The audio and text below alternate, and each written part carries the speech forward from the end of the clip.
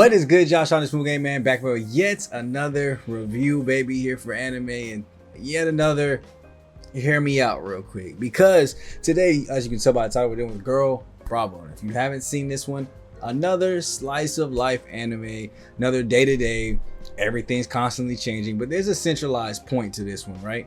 And that centralized point is basically just about a boy. He's the main character, Yanari, and basically he has this kind of weird disease where it's basically like anxiety. He gets anxious when girls get around him, right? He breaks out in hives. He gets really terrified.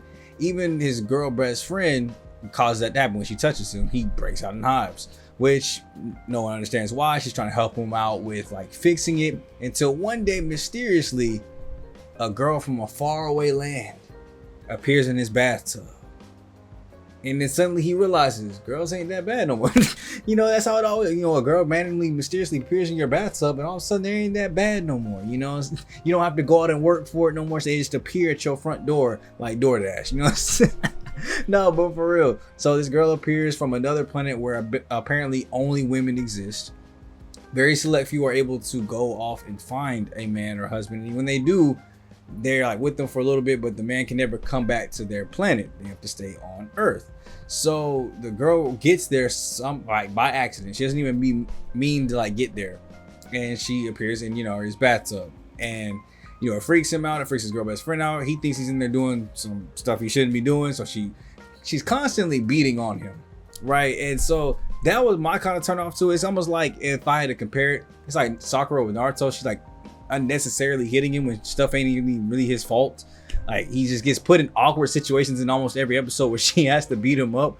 But it also comes with a good side too, because she's like the pervert police, if you want to call it. Like, anytime anybody does anything like they're not supposed to as a boy, she come lay down the paws on them. So not even just him, there's this other dude who is honestly, I'm not gonna lie to y'all, if y'all watch this, he is my favorite character in any anime at all, because this dude is just, he's like the best comedic relief, but also like serious, helpful mentality that he can have. And he's fiending over every female, right? Like, he can get any female he wants to because he has money, but every female that turns him down or rejects him, he's all for trying to get some kind of attention from them, attention he shouldn't be getting. So he's constantly getting beat on by his girl best friend. It is hilarious. Like, she is constantly just whooping up on this dude left, right, front, and center.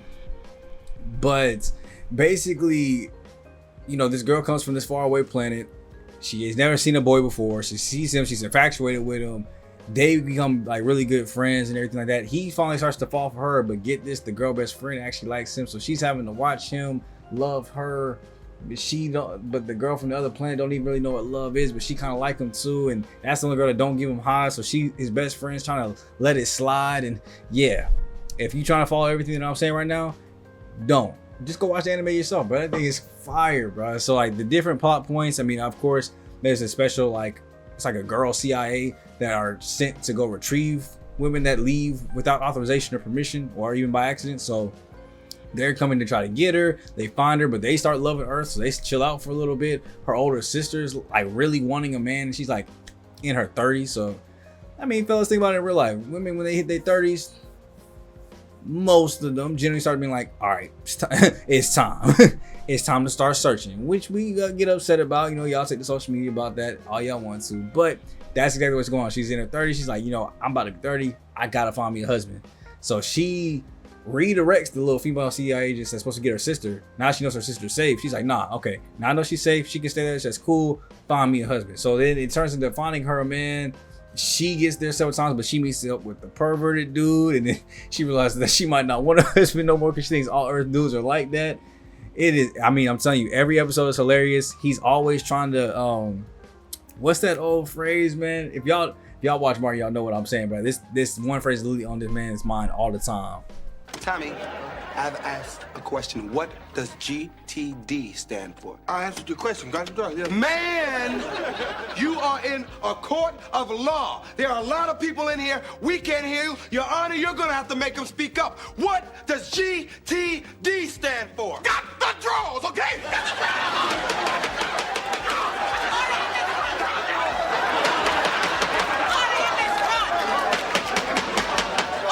He is literally trying to do that in every single episode. So if you want a fun, somewhat fan servicey, it doesn't really show fan servicey, comedic, like light-hearted anime. Now, like I said, I got frustrated as much as you kept beating on them, but that's just from like me being like my personal opinion. I still think the anime was fire though, really good. Let me go ahead and pull up what I gave it as a rating here.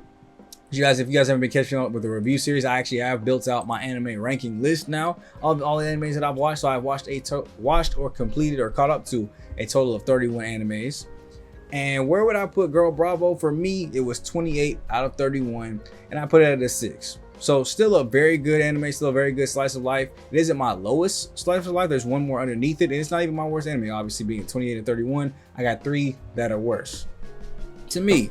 Now, this is on a scale of 0 to 10, but 10 being like my favorite anime. Nothing's gonna, like, there's only gonna be one anime that gets a 10. Everything else kind of has to fall in line underneath it based off of, you know, where I judge or put other animes above it. So that 6 is like, it's not a bad 6. It's still I recommend it 6. It's just my list ain't that long, and the numbers will probably change over time.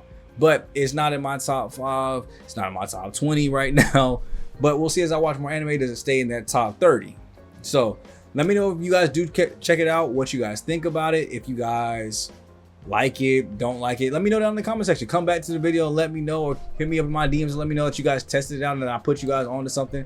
That's what the whole point of these reviews is, to push you guys on different anime that you might not already be watching and give my opinion on the mainstream animes that everybody's watching.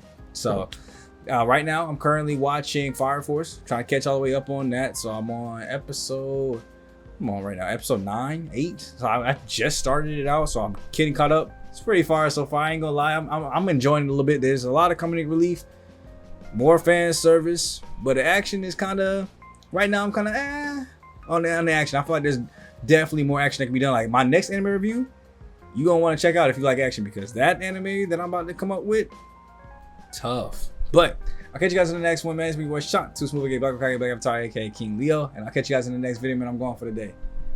Peace.